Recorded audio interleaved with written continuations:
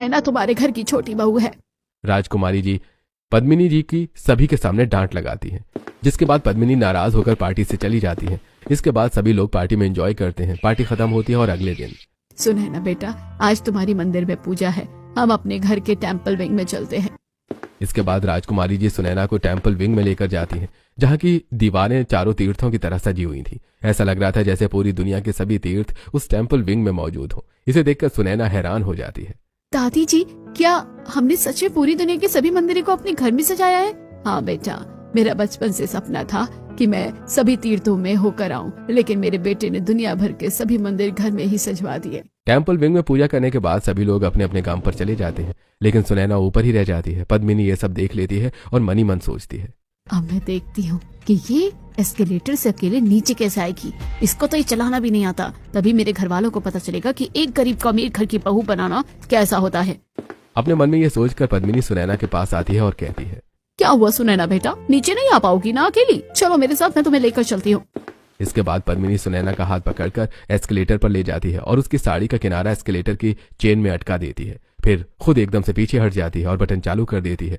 जैसे बटन चालू होता है एस्केलेटर चलने लगता है। तभी नंदिनी नीचे से एस्केलेटर का बटन दबाकर उसे बंद कर देती है और सुनैना गिरते गिरते बच जाती है। क्या कर रही थी आप? आपको पता है ना, अगर सुनैना एस्केलेटर में फंस जाती तो उसकी जान भी जा सकती थी। बहू, तुम ज्यादा मत बोलो, मैंने कुछ भी नहीं किया है, आप चुप रहो।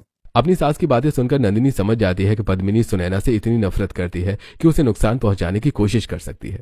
इसीलिए अब हर समय सुनैना के साथ नंदिनी रहती है। एक बार नंदिनी उसके पति कुंवर, सुनैना और वीर के साथ कुलदेवी के मंदिर जाते हैं। रास्ते में उनकी गाड़ी पर हमला होता है। भैया, मुझे लगता है कि ये वही लोग हैं जिन्होंने मेरी बाइक को टक्कर मारी थी।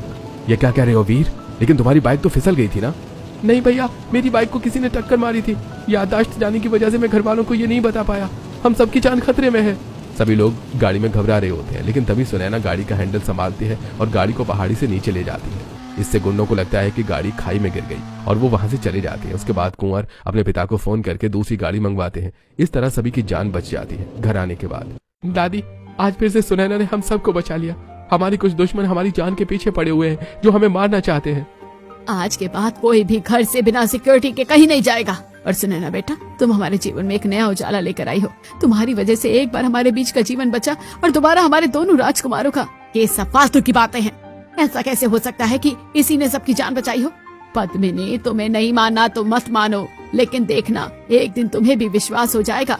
इसी तरह कुछ दिन और गुजरते हैं। पद्मिनी छोटी छोटी बातों पर सुनैना को नीचे दिखाती है और उसे परेशान करने का कोई मौका नहीं छोड़ती है। और एक दिन, सुनो सब लोग, हमारे पुश्तैनी गांव बाड़ी बसेड़ी में हमारे खानदान की एक बेटी